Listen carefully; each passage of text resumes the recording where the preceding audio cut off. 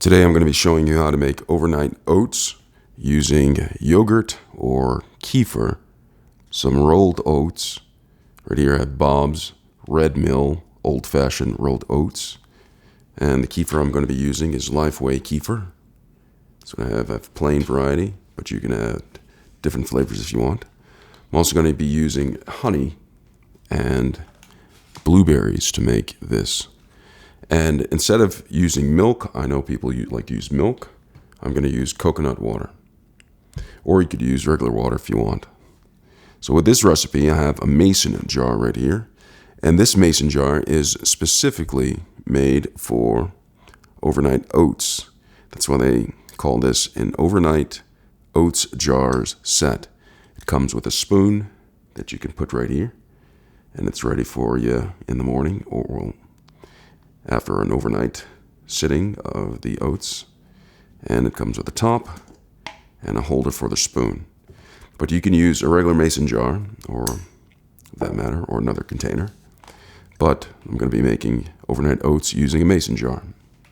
So the rule is, when you're making it with milk, is to make it the ratio from oats to milk 1:1, and then use half as much yogurt or kefir, which I'm going to be using.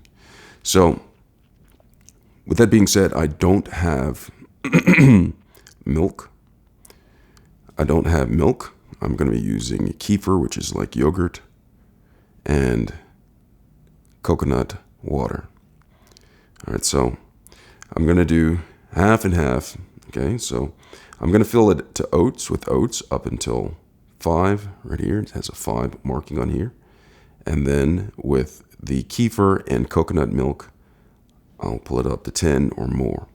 Now, with that being said, depending on if you like your overnight oats thicker or thinner or runnier, you may do a different ratio, perhaps using more of the liquid and less of the oats. So with that being said, I'm going to go ahead and open up my Bob's Red Mill old-fashioned rolled oats.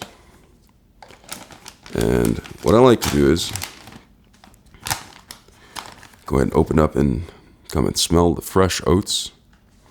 And you can do this several different ways. Sometimes I like to go ahead and add the berries first, but because I'm not using a measuring cup and I'm just using the mason jar, I want to make sure I have the appropriate amount. But if I have a measuring cup, I perhaps would put the blueberries in first and just do it as layers with ingredients.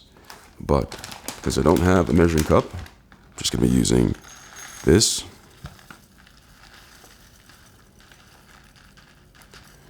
And it's up to 5. So I have it up to 5. And then, so what I'm going to do right here, I'm going to put in some organic kefir. Go ahead and pour this in. And I put it up to about 7.5. And then I'm going to take coconut water. You can use normal water, regular water. Or if you just use milk and you don't want to use yogurt, you can put in the ratio 1:1. So I'm just going to go ahead and pour in some coconut milk, bring it just above 10. And what this is doing is, this is actually right there. It's thinning out the oats. And so what I'm going to do now is I'm going to put some honey on top.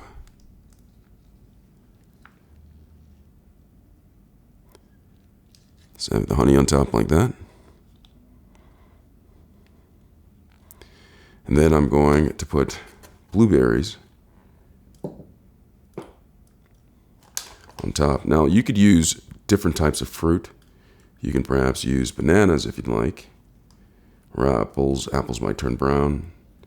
Some people put strawberries, perhaps grapes,